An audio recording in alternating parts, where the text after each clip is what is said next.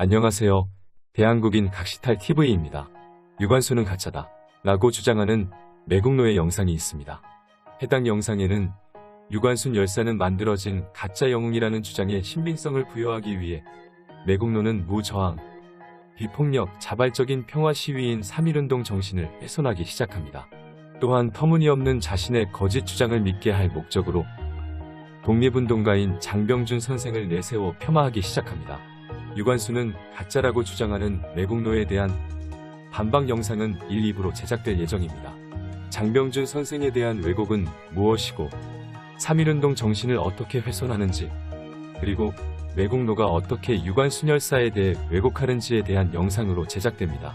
많은 관심 바랍니다. 먼저 역겨우시겠지만 매국노의 음성으로 들어보시겠습니다. 3.1운동에 대해 교육계가 숨기는 사실이 있다. 바로 강제동원이다. 500년간 왕권에 착취당한 국민들이 자발적으로 동원되어 근대화를 안겨준 일본에 항일투쟁을 했다는 것이 앞뒤가 맞지 않는다. 3.1운동은 자신들의 이권을 빼앗긴 양반가를 중심으로 벌어진 항일운동이다. 일반 국민들과는 아무런 상관이 없었다. 1919년 3.1운동 첫 해에는 생각보다 많은 인원이 동원되지 않았다. 그러자 1920년 3.1운동 1주년이라는 이름하에 본격적인 강제 동원이 시작되었다. 대한독립 1주년 축하 철시 경고문이란 문서를 만들어 각 가정에 배포하였고, 이를 주도한 사람이 양반가 출신 1893년생 장병준이다. 교육계는 이런 장병준을 향해 독립운동가라 지칭하며 만세운동을 하다 일본 경찰에 체포되었다고 하지만, 일본 외무성 기록과 국사편찬위원회의 조선 총독부 기록에 따르면 협박 선동으로 검거된 것이 보여진다. 경고문에는 이런 내용이 적혀있다. 오늘은 3.1절에 1주년 되는 첫 번째 생일이다. 축하대회를 공개적으로 할 것이니 참석해 만세를 큰 소리로 외쳐라. 만약 참가하지 않을 시 가게에 불을 지르겠다. 휴학하지 않고 학교문을 열면 선생들은 암살될 것이다. 만세를 부르지 않으면 반드시 암살할 것이며 불을 질러 폐가망신시킬 것이다. 매국노는 1919년 3.1운동 첫 해의 경우 많은 인원이 동원되지 않았다. 1년 뒤인 1920년 3.1운동 1주년 본격적인 강제 동원이 시작되었다고 주장합니다. 3.1운동은 자발적인 참여가 아니라 마치 특정 세력의 강압 또는 의사에 반하여 강제 동원된 것이라 설명합니다. 과연 매국노의 이런 주장 사실일까요? 매국노는 3.1 만세운동 강제 동원의 증거로 독립운동가 장병준 선생을 지목하며 이렇게 설명합니다. 우리나라 교육계에서 독립운동가라 지칭되는 장병준이 만세운동을 하다 일본 경찰에 체포되었다고 알려져 있지만, 실상은 협박 선동으로 검거된 것인데, 검거된 이유는 장병준이 독립 1주년 축하 철시 경고문을 만들어 배포하였고, 그 경고문에는 만세운동에 참가하지 않을 시 가게에 불을 지르겠다. 휴학하지 않고 학교문을 열면 선생들은 암살될 것이다.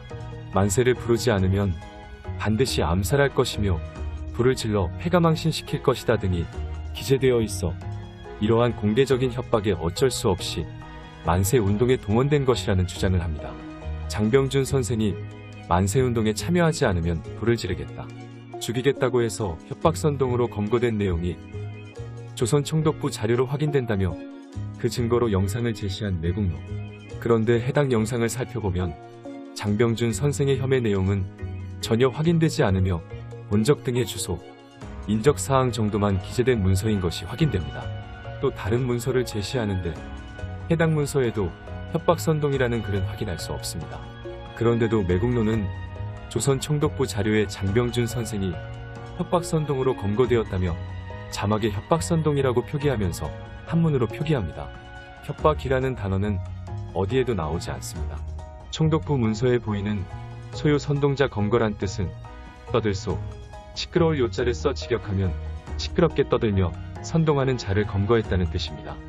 이 매국노 채널에는 3만 명이 넘는 구독자들이 있는데, 이런 한자를 읽을 줄도 뜻도 모르는 건지, 아니면 알면서도 그냥 나라 팔아먹기 위해 서로 물고 빠는 지경이라 서로 관계가 소원해질까 아몰랑하는지 짐작은 가질 않습니다.